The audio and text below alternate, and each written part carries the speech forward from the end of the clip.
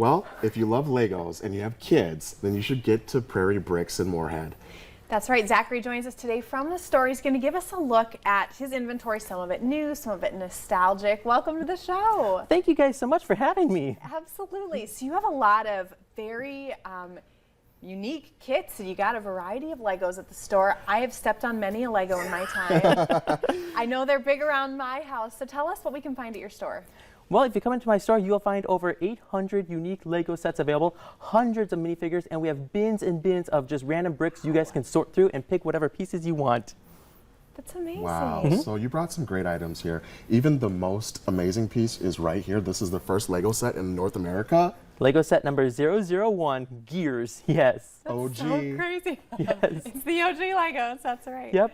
Oh my gosh, so it's kind of neat because you do have new sets, like you do have a new set over here, but you also have a very cool collection of nostalgic sets. Like people, you know, like myself, growing up, we had Legos and some of these designs we might remember. Yeah, I would say about 60% of my Lego store is full of Lego sets that are long retired. So we have Lego sets like, I want to say, Explorians, we have UFO, we have Insectoids, we have Exoforce, we have, what am I thinking of? Power Miners. And the list can just go on and on of all these sets we have. We have Friends sets galore. We have some of the original Friends sets. We have Lego sets for girls before the Friends came out, and it can go on and on. Nice. Yep. So what are some of your top sellers? Star Wars. Star Wars is so hard to keep inventory. I can have 50-some Lego Star Wars sets come into my store, and 2 weeks later, almost all of them are gone. Especially those retired Lego Star Wars sets. Those are so hard to keep in stock. And I love your pocket square slash Thank pin. you. It's a Star Wars-esque theme. Yeah, I've got Obi-Wan for the new show coming out. Really excited for that. And oh my word, the Lego fans are super excited. There are some minifigures that were going for like $30, $40 a few months ago, but now the trailers for Obi-Wan has come out. Some of the figures, like the Ninth Brother, the Star Wars fans will know who that is.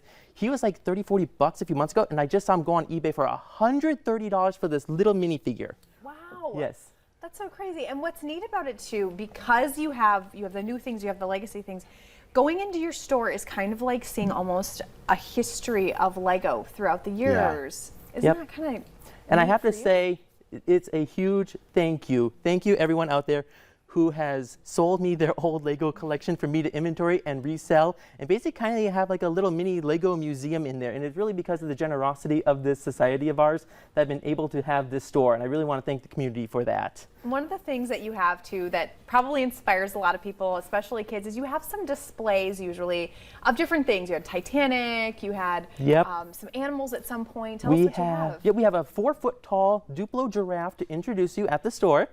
Then we have the largest Lego set by weight, the Titanic, and we wire it up with all sorts of lights for it. And as you go further into the store, you'll see some Lego squirrels. We brought one in today. I made that during my teenage years. Oh. How long did it take you?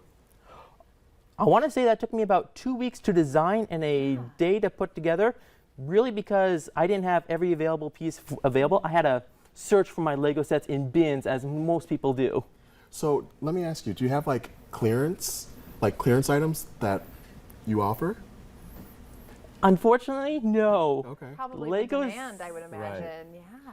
No, Lego has an interesting history on that for the longest time. I mean, I should say back in the early 2000s, they were about to file for bankruptcy, but then they got their act together, and then they became the Apple of the toy industry in the early 2000s.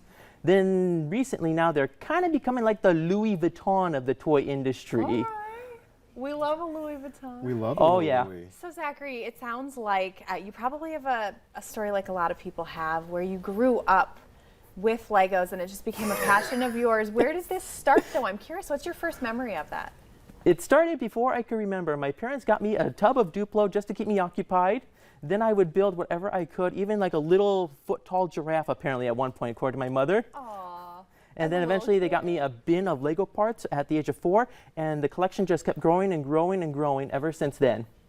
That's wonderful. So what are some new items that you have? Some new items? You know what? I used to be able to say I had the Verizon Tall Neck and some of the Lego Star Wars diorama sets, But as soon as I got those in, they were gone within 15 minutes.